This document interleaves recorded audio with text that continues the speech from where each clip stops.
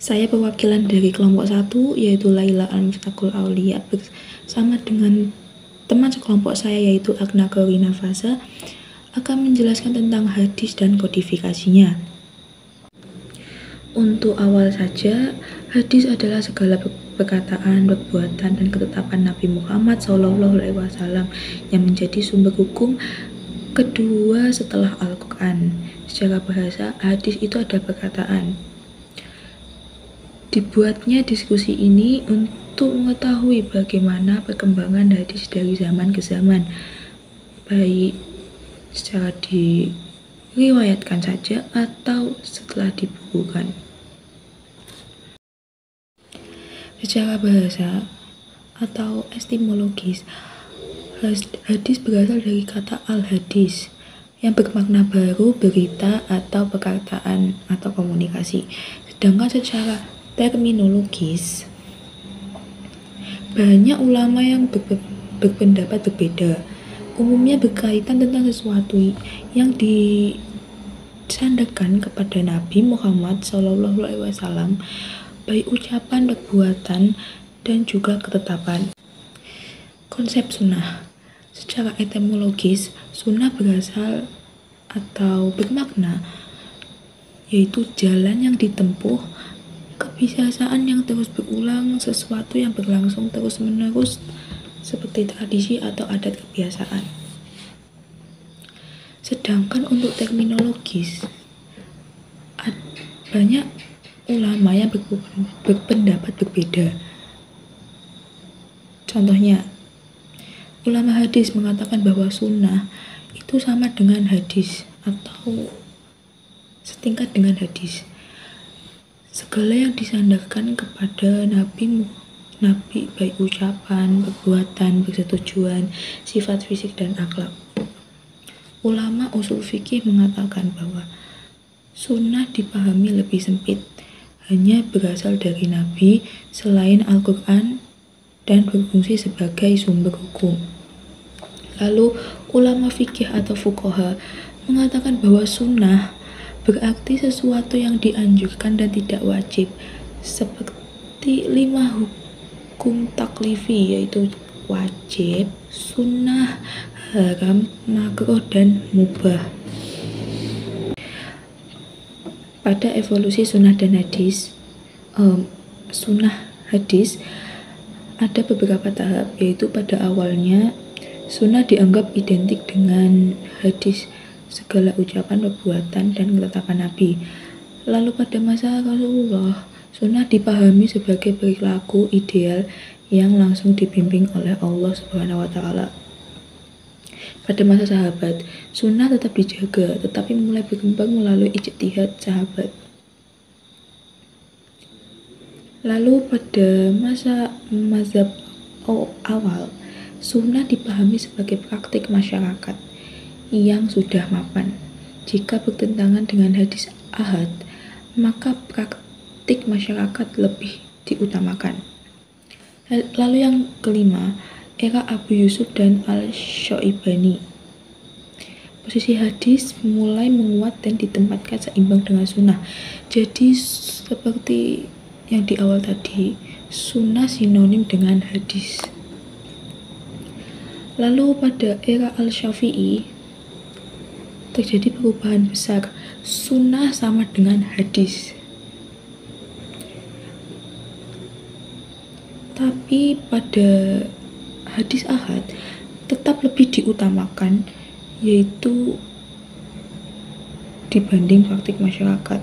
Maksudnya adalah hadis lebih diutamakan daripada praktik masyarakat, alias seperti pada masa mazhab awal. Untuk selanjutnya akan dijelaskan oleh Agna Corina Faza. Terima kasih. Kemudian saya akan membahas materi yang poin C, yaitu macam dan bentuk periwayatan hadis. Yang pertama adalah bilafdi. Maksud dari periwayatan hadis dengan lafadz yaitu periwayatan hadis dengan menggunakan lafadz sebagaimana Rasulullah SAW tanpa ada penukaran, penambahan, pengurangan, kata sedikit pun. Dalam suatu riwayat menyebutkan bahwa Nabi menyampaikan hadisnya dengan bentuk atau cara-cara berikut. Yang pertama adalah secara lisan di hadapan banyak orang laki-laki. Yang kedua, pengajian rutin yang dihadiri oleh para laki-laki. Dan yang ketiga, pengajian rutin yang dihadiri oleh kaum perempuan, itu pun karena diminta. Ada juga riwayat lain yang menyebutkan bahwasannya Nabi meriwayatkan hadisnya di hadapan orang banyak secara lisan dan perbuatan. Nabi juga menyampaikan hadisnya sebagai teguran ataupun permintaan. Yang kedua, bil makna. Perlu diketahui bahwasannya sepeninggal Rasulullah SAW, periwayatan hadis diperketat agar tidak terjadi periwayatan yang tidak sesuai atau bukan dari Rasulullah. Namun, ada sebuah hadis yang menggambarkan bahwa riwayat hadis dengan redaksi berbeda itu ditolerir. Hadis sering memiliki makna yang berbeda meski maksudnya itu sama. Perbedaan redaksi itu wajar, karena hadis tidak hanya berupa ucapan, tapi juga tindakan Nabi.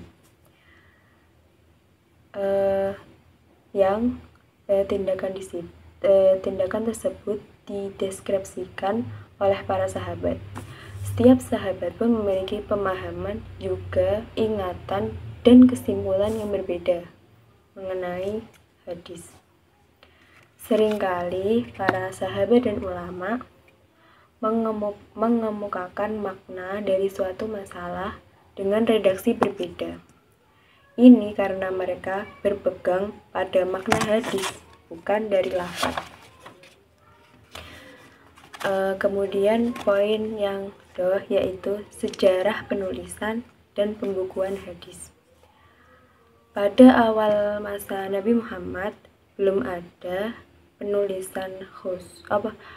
belum ada perhatian khusus dari para sahabat kepada hadis karena terdapat riwayat yang melarang untuk menulis hadis. Hal ini disebabkan karena dikhawatirkan adanya pencampuran antara ayat-ayat Al-Quran dengan hadis. Ketika sebab-sebab daripada pelarangan penulisan hadis itu sudah hilang atau sudah tidak dikhawatirkan, Nabi Muhammad mengizinkan untuk melakukan penulisan hadis. Dan pada masa itu hadis masih hanya penulisan hadis masih hanya terbatas pada lembaran-lembaran dan digunakan untuk kepentingan pribadi. Kemudian pada masa Khalifah Umar bin Abdul Aziz, beliau mengeluarkan fatwa untuk memulai pengumpulan dan pembukuan hadis karena khawatir akan hilangnya ilmu, juga wafatnya para ulama-ulama terdahulu. Orang yang pertama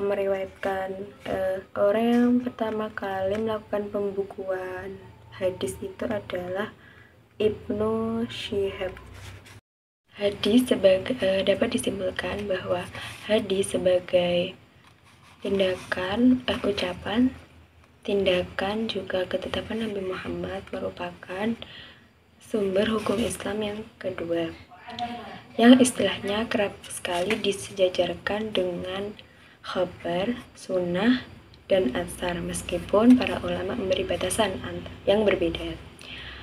Konsep-konsep hadis berkembang dari teladan langsung, yakni Nabi Muhammad pada masa sahabat, dan menjadi praktek masyarakat. Periwayatan hadis dilakukan dengan cara lafaz dan juga makna.